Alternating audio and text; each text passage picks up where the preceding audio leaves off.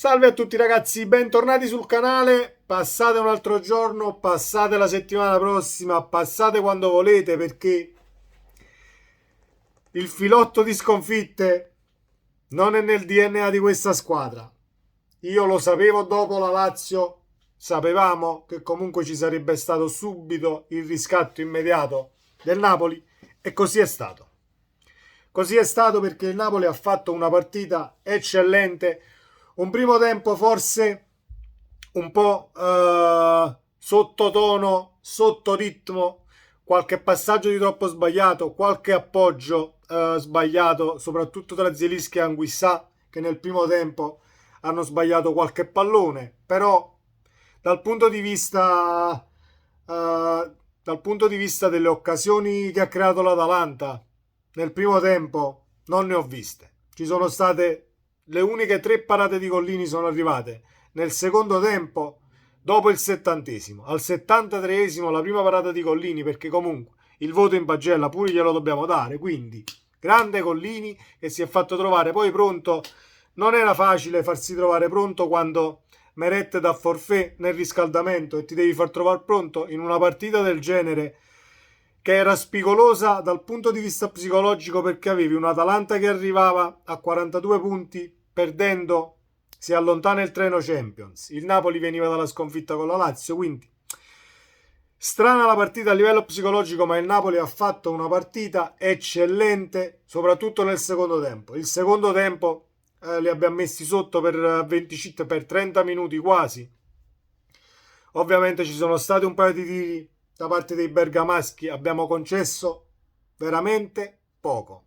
Comunque andiamo per gradi ragazzi, riviviamo un attimo le azioni salienti della partita perché questi appunti devono pur valere qualcosa e diamo le pagelle a tutti quanti ovviamente e a Spalletti compreso per questa grandissima partita e il ritorno alla vittoria del Napoli dopo la sconfitta con la Lazio.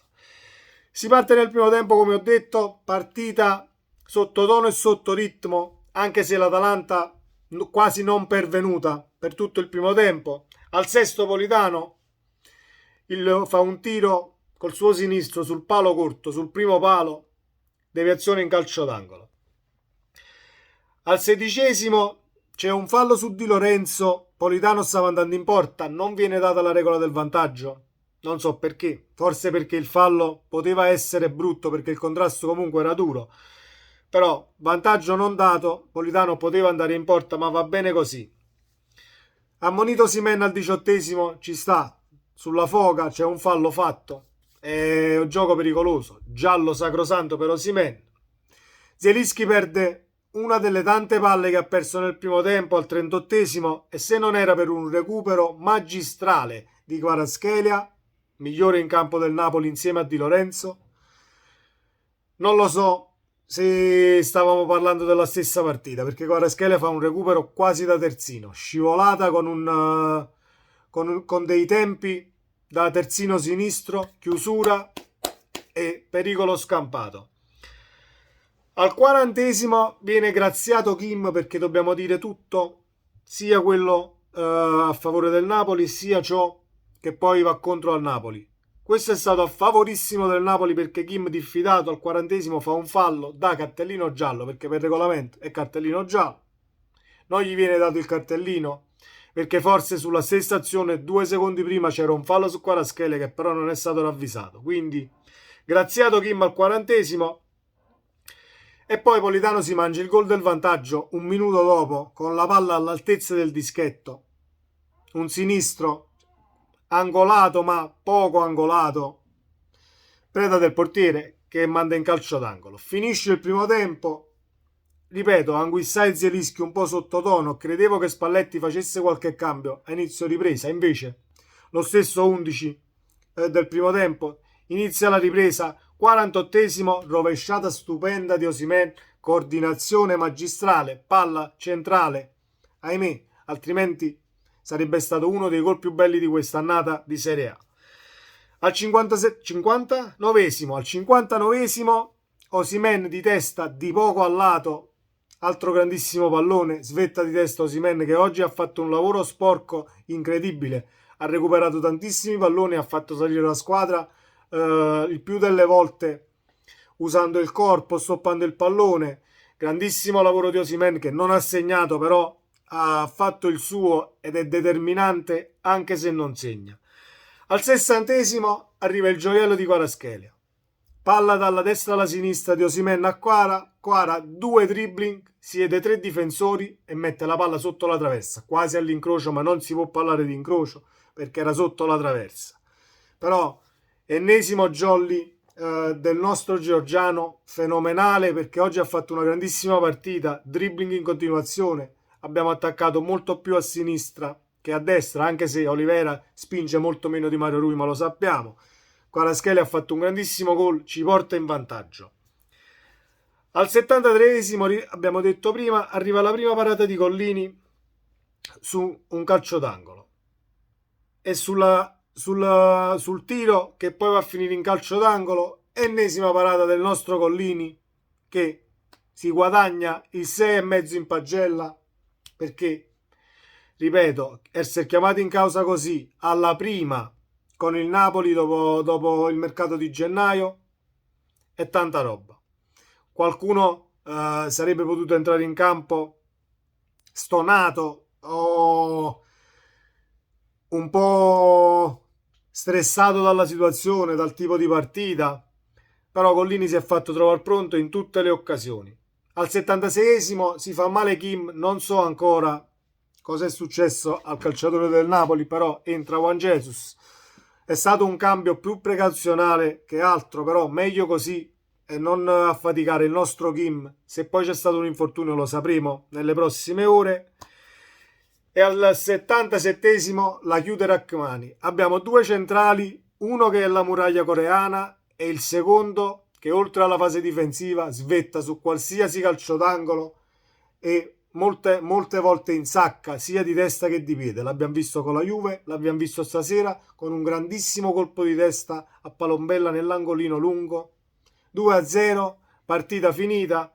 C'è un'altra parata di Collini poi prima della fine della partita, però il Napoli ha dominato in lungo e in largo contro l'Atalanta e io credevo che la partita non uscisse così facile come poi è sembrata. Non è stata proprio facile, però Atalanta secondo me non pervenuta.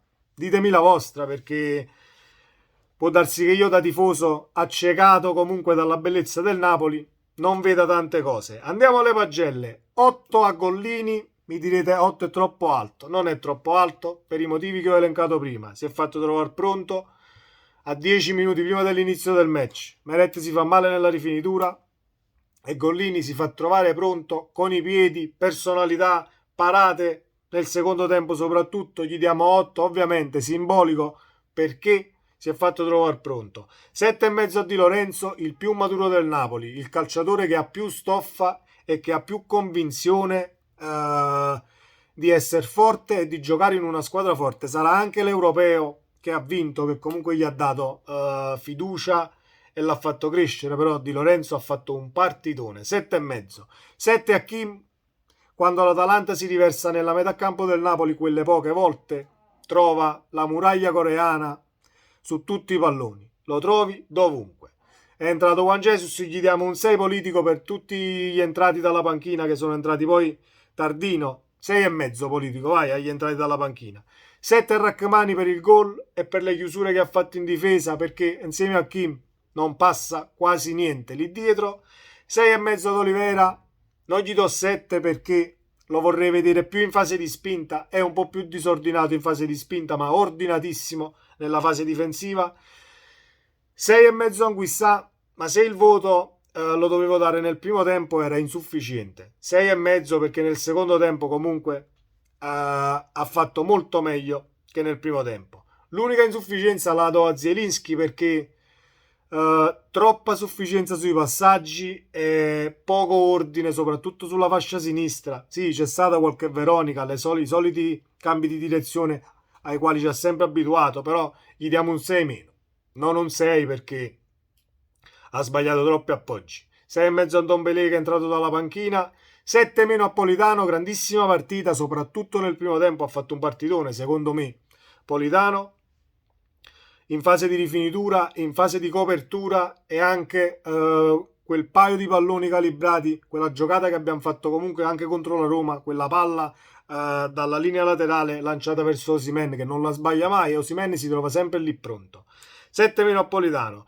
Elmas è l'unico che è entrato dalla panchina che merita un voto più alto. 7 anche a Elmas per l'assist su calcio d'angolo e per una Veronica, una girata che stava facendo a centro area sul passaggio di Kvaratskhelia. Eravamo ancora sull'1-0, mi sembra. Comunque Elmas quando entra è devastante dalla panchina. 7,5 Osimhen, perché è fondamentale per questa squadra, reparto da solo, fa salire la squadra, va su tutti i palloni, va a recuperare qualsiasi pallone, anche quelli più sporchi, anche quelli che sembrano più inarrivabili. 7,5 al nostro Osi, anche per la rovesciata e per la coordinazione. Se entrava quella palla, ragazzi, era uno tra i gol più belli di questa Serie A quest'anno. Senza voto Simeone, ma gli diamo il 6,5 per quelli entrati dalla panchina al posto di Osimhen, così come Zerbin entrato al posto di Kvaratskhelia, 6,5, e 8 a Kvaratskhelia, il migliore in campo. È il migliore in campo, ragazzi, quest'oggi. Io, se andiamo a ripescare il mio prepartita che sta sul canale, avevo detto che secondo me lo snodo principale di questa partita era sulla fascia sinistra, per il semplice fatto che all'andata l'Atalanta non ha potuto studiare le contromisure perché avevamo Kvaratskhelia infortunato, gioco Elmas, Osimhen e Lozano. Quindi la novità per l'Atalanta è stata avere Kvara in campo e ma non si trovano le contromisure. Gli puoi mettere chiunque addosso, Kvaratskhelia ti punta, anche se siete in 2, in 3, cerca sempre di puntarti. Ricordiamo la discesa che ha fatto nel primo tempo e il dribbling che poi è finito al lato perché ha tirato da sopra la linea. Ovviamente poteva servire dietro, ma gli spazi erano strettissimi. Comunque Kvaratskhelia, migliore in campo quest'oggi per il Napoli. Il Giorgiano è il nostro fenomeno, ragazzi. Io sono innamorato di questo calciatore perché ha d'utilità tattica, perché ha visione di gioco, perché ha i piedi per diventare un campione e ha un'umiltà fuori dal normale. Detto questo, ragazzi, diamo un grandissimo 8 a Spalletti perché tutta la settimana ha dovuto ripreparare un Napoli che dopo la sconfitta con la Lazio poteva dare cenni, qualche scoria psicologica la poteva portare la sconfitta con la Lazio, qualcosa potevamo tralasciare per strada, ma Spalletti quest'anno non vuole tralasciare praticamente niente. 8 a Spalletti. Questo era quanto per il post partita di Napoli-Atalanta 2-0. Iscrivetevi al canale, salutate la capolista se ne va. Ciao.